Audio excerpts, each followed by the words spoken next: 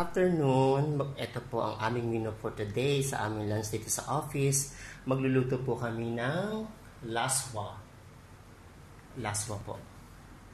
Siyempre, ang ilalagay po na menu namin ay onion, tomato, long beans, squash or kalabasa, kangkong, at ang saluyot.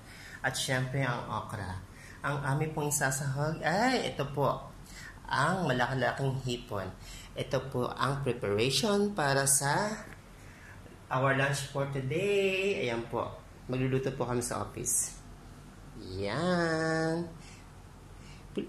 Yan po. Please continue to support me po and continue to follow us as well. At maraming salamat din po sa lahat ng mga viewers at mga followers ko na nanonood ng video. Ito po yung aming lunch for today. Ito po yung niluluto namin, laswa. See you guys and God bless. Yummy, yummy, yummy, yummy on my tummy. May ganon. See you guys.